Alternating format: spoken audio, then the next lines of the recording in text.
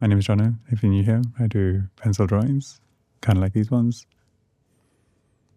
Also, this video is sponsored by Squarespace, but I'll tell you more about them later.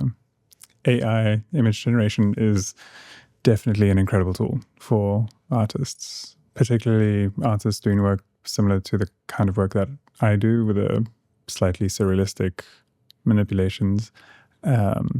It's replaced the need for huge photo studios and elaborate lighting setups and a decade or more of Photoshop skills to try and create these compositions. And I'll be honest, part of me feels slightly annoyed about that, because suddenly something I spent years learning is now accessible to anyone with the right prompt. But that's what progress does. It levels the playing field. New adopters can springboard to a level of proficiency that took people years to get to before. And it just overall lifts the level of art that's being produced. I've seen this before. My dad's an architect and he still draws on his drafting table. But when CAD arrived, something that once required years of education suddenly became accessible to draftsmen. People who hadn't studied architecture or had done a slightly shorter degree could now design with the same accuracy, if not more. He still draws by hand though, because he loves it. But that's a whole another conversation for another video about why we do the things we do and whether to take the quick route. But what I want to talk about is a pretty important warning.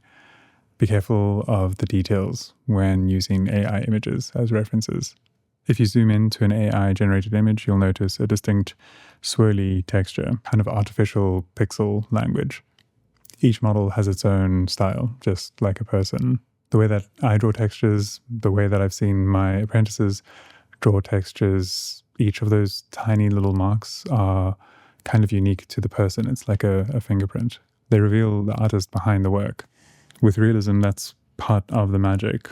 From far away, it looks like a photograph, but up close, you see the marks, the decisions, the human being standing behind them. When you work from AI images, you're adopting its fingerprint. You're studying and copying marks that aren't real. They don't belong to nature. They don't belong to you. They don't belong to the photography or the references. They just belong to the machine. And if you're working in a flow state, you might not even notice that you're doing it.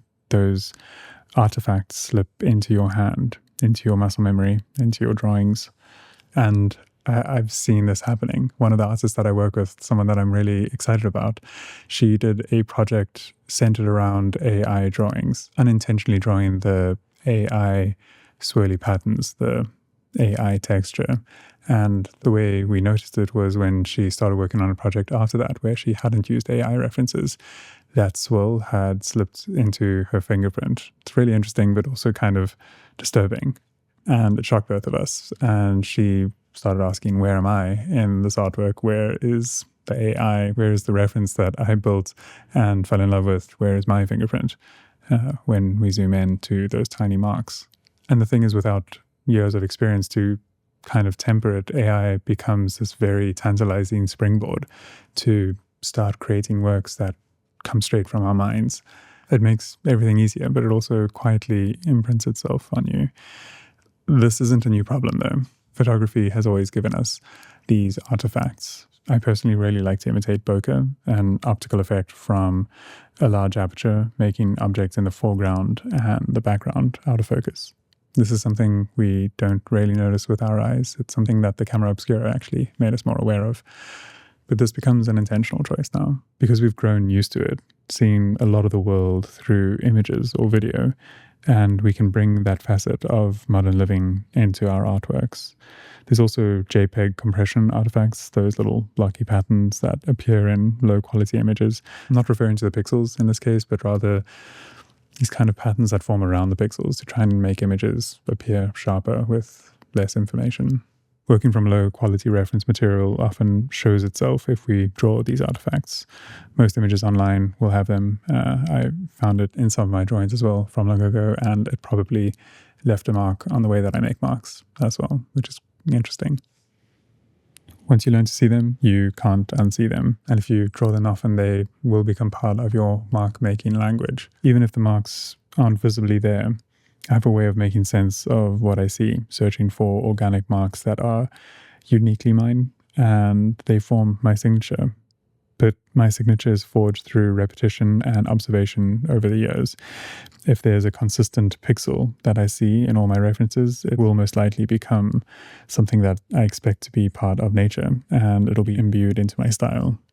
And I think that that's the point here. It's not that AI is bad and that you shouldn't use it. It's that you need to stay aware of what you're absorbing, because every reference you work from is shaping you. It's training your eye, it's training your hand. And over time, that becomes your fingerprint. So if you're going to use AI, use it consciously, zoom in, question what you're seeing, push back against it. Because at the end of the day, the goal isn't just to make something that looks real, it's to make something that looks like it came from you. Before I end this video, I just want to give a huge thank you to this video sponsor, Squarespace. I've been working with them for a couple of years now, and they've played a huge role in my career, not only in sponsoring these videos and helping me maintain this channel, but early on in my career, I was looking for a way to showcase my work and make it easier for collectors to find me and get in touch with me. And I didn't have time to learn HTML and to build a beautiful, reliable website. And I felt that Squarespace did all of that effortlessly. I never had to patch or upgrade anything. I could register a domain with them and set up an online store. And most importantly, I could design a portfolio and show my work the way that I wanted to. Also, every time I got stuck, their amazing support team helped me out instantly. So if you're looking at building a website, give Squarespace a try. And if you decide that you love them, use this offer code and get 10% off your first purchase.